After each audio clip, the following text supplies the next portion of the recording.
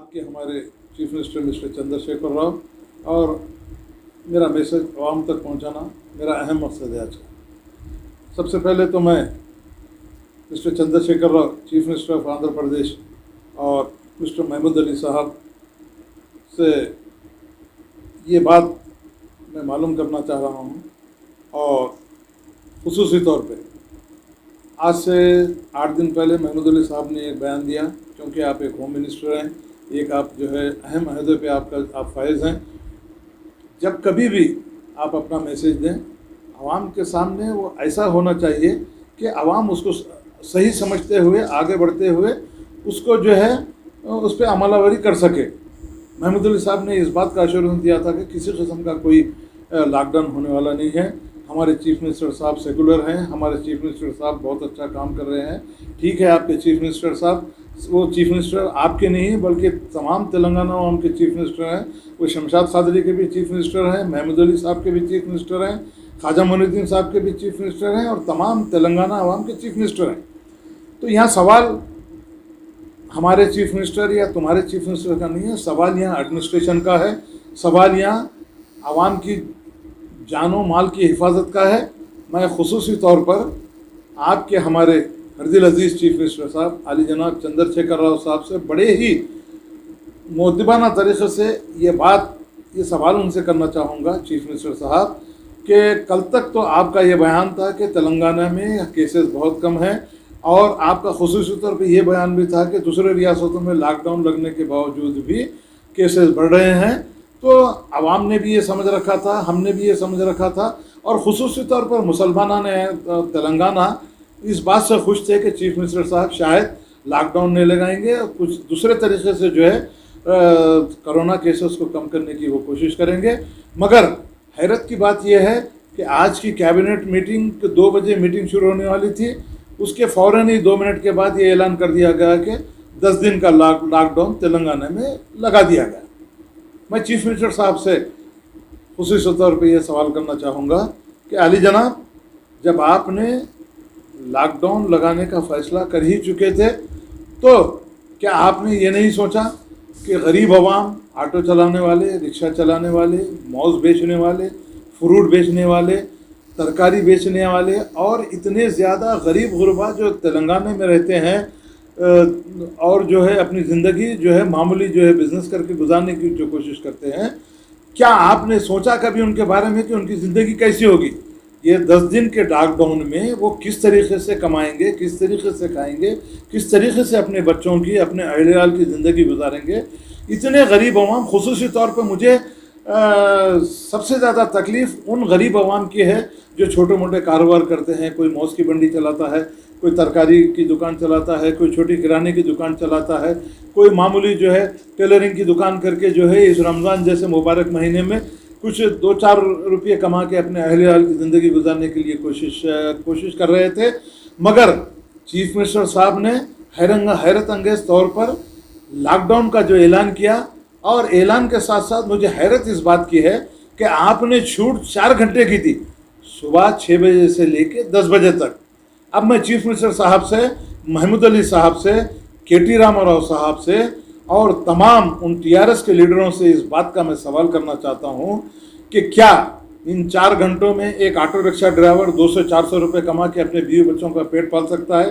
क्या एक तरकारी की मंडी वाला 200-400 रुपये कमा के कुछ अपने बच्चों की ज़िंदगी गुजार सकता है? क्या एक गरीब औरत जो घर में कपड़े सीती है 2 से 4-500 रुपये कमा के अपने जो अहलियाल का पेट पाल सकती है? मैं खुसूसी तौर पर इस बात का मुतालबा करना चाहूँगा चंद्रशेखर राव साहब से, अगर वाकई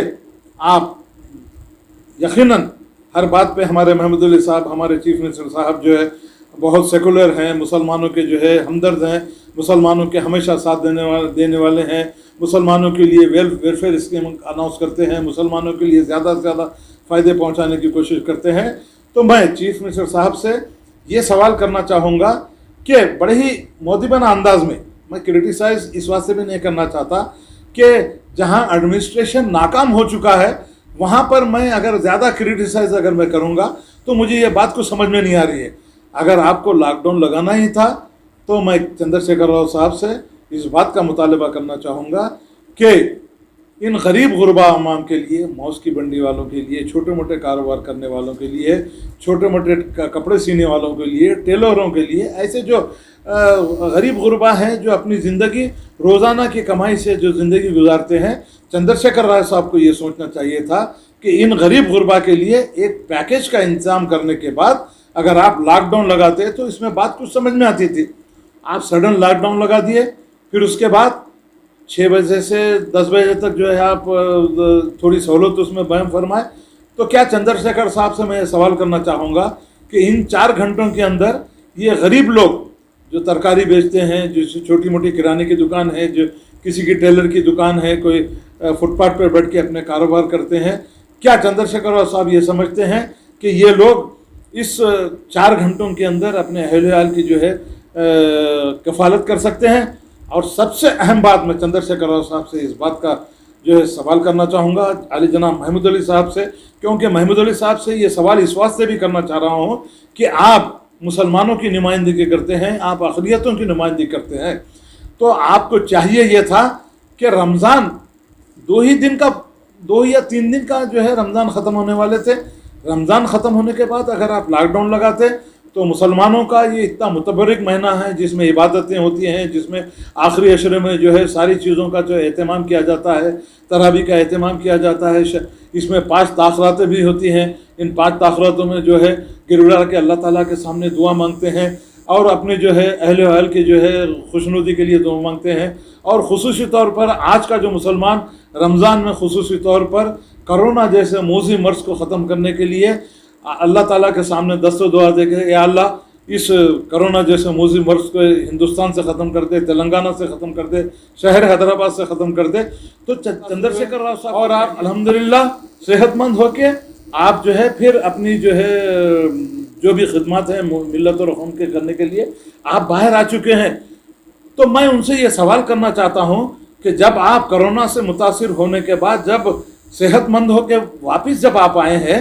तो फिर ये गरीब गुरबा का इलाज उसी तरीके से करते हुए इन गरीब गुरबा को भी जो है दवाखाने में उसी तरीके से जिस तरीके से आपका इलाज हुआ है, KT रामाराव साहब का हुआ है, KCR साहब का हुआ है, महमूद अली साहब का हुआ है और बड़े बड़े लीडरों का जो इलाज होके वो लोग सेहतमंद होकर बाहर आए हैं। हैरत इस बात की है कि बड़े बड़े लोग सेहतमंद होकर जो है दवाखाने से सेहतमंद होकर बाहर वापस आ रहे हैं और ये गरीब गुरबा जो है ऑक्सीजन के लिए तड़प तड़प के जो है रोडों पे अपनी जान दे रहे हैं।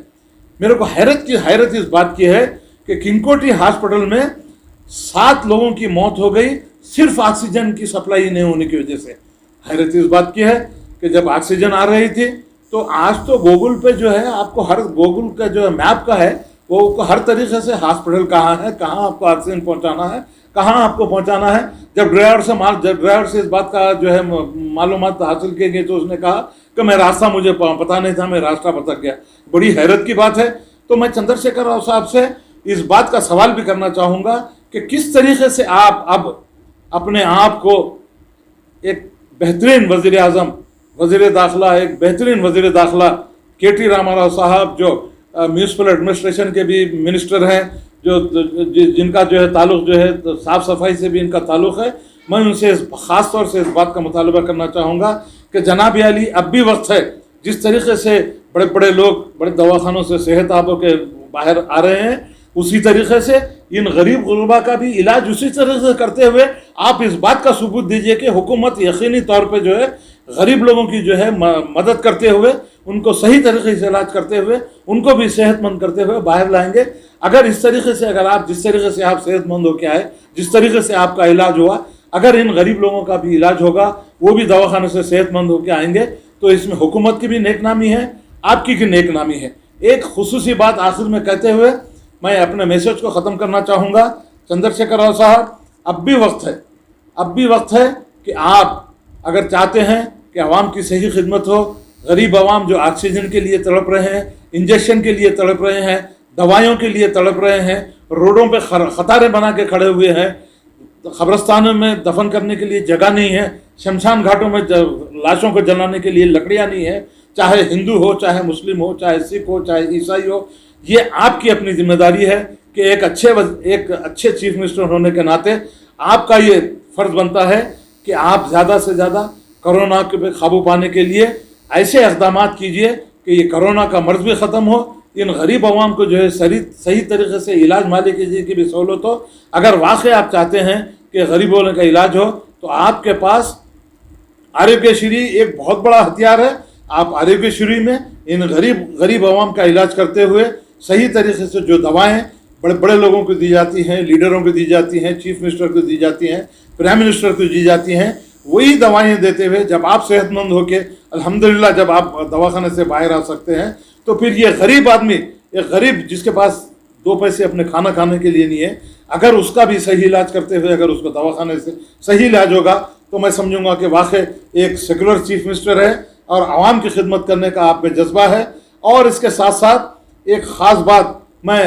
Mister Narendra Modi prime minister of India से एक ख़ास बात मैं कहना चाहूँगा, जो उनको ये नोट करनी चाहिए। ये बात हमारे यहाँ के चीफ मिनिस्टर और तमाम हिंदुस्तान के चीफ मिनिस्टरों को ये बात भी जान लेना चाहिए कि अगर वाकई आपको ऑक्सीजन की कमी है, हिंदुस्तान में 2 ऐसे बड़े इदारे हैं जहाँ पर ऑक्सीजन तैयार होती है, तो मैं खुसूसी तौर पर प्राइम मिनिस्टर ऑफ इंडिया और तमाम चीफ मिनिस्टर जो हिंदुस्तान के चीफ मिनिस्टर हैं उनके नॉलेज में ये बात लाना चाह रहा हूँ कि जहाँ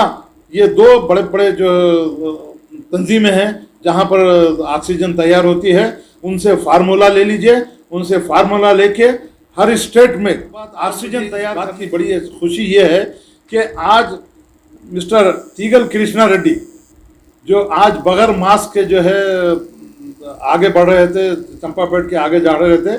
पुलिस ने उनकी गाड़ी रोक के उनको 1000 रुपये चालान किया। तो ये बहुत बड़ी कोविड को जो है कंट्रोल करने के लिए मुकाबला किया जाए। यहाँ कोई छोटे बड़े का इंतजाम नहीं है। आज तीगल कृष्णा रेड्डी साहब को 1000 रुपये का जो जुर्माना लगाया गया है, जो मास्क नहीं लगा रहे हैं, सख्त से सख्त इक़दाम करते हुए उनके अगर इक़दाम करेंगे तो यकीनन